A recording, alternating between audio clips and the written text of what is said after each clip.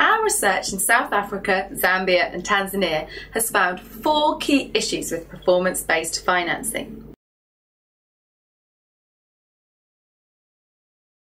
The adoption of performance-based financing on the continent is framed in a language of South-to-South learning. At the same time, however, this learning is subject to donor capture, because the whole idea of performance-based financing is reproduced through donor-funded study tours to Rwanda and donor-funded workshops. These seek to promote particular forms of South-to-South learning and ensure that the right kind of performance-based financing is implemented. This is a very different situation to something that is more organic and African-driven, and which involves mutual collaboration and sharing of potentially very different local forms of performance-based financing across the Africa region.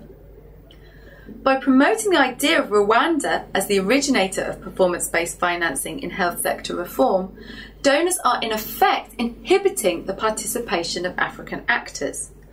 A misleading picture as to how performance-based financing came to Rwanda is presented and shows a level of disregard for pre-existing performance-based financing efforts in African countries such as Zambia. In effect, this type of donor practice undermines the agency of the health sectors of these countries to articulate their own strategies and their own wider strategies for financing and health system reform.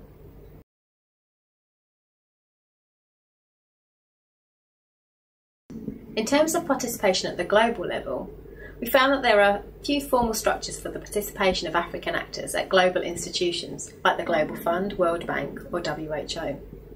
Informal mechanisms actually provide a much more meaningful opportunity for participation, but these actually tend to be skewed towards the interests of African elites.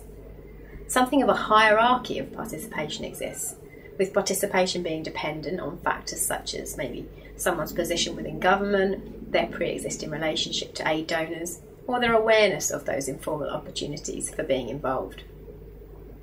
Participation is actually sometimes managed in a way that can block rather than enhance meaningful engagement because of the use of consultants, usually accountants and brokers who might be UN agencies.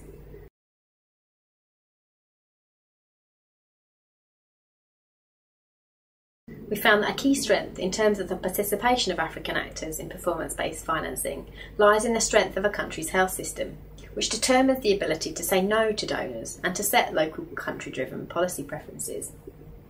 Here, clear differences were visible between Tanzania, Zambia and South Africa. South Africa in particular appeared to be able to push back against donors more, and attempts to say no were evident in Tanzania. However, this appears to have had little long-lasting effect. The case in Zambia was actually perhaps the most interesting. Those government agents currently working in performance-based financing were keen to stress the Zambian aspect of the design and operation of the project. However, those that worked outside of the performance-based financing team suggested that this was a donor-led and a donor-designed operation. The model developed in Zambia is similar to other models financed under the World Bank's Trust Fund. And sensitivity over this question when conducting the research suggests that the Zambian case is more fitting with regional efforts towards performance-based financing, driven by the World Bank. The less developed a health system, the easier it is to create a performance-based financing programme and set up associated institutional structures that risk the creation of performance-based financing silos in the health sector. The more developed a health system and the governance arrangements in place, as with the case in South Africa, the harder it is to develop performance-based financing as a revolutionary system of health reform.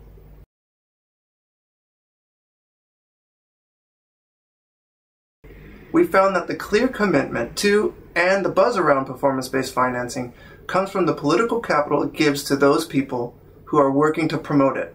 As a result, there is a generally positive view towards performance-based financing, despite the confusion as to its understanding and its application. This shifts the way that evidence in support of performance-based financing is being generated and interpreted, as well as the way in which performance-based financing is being implemented.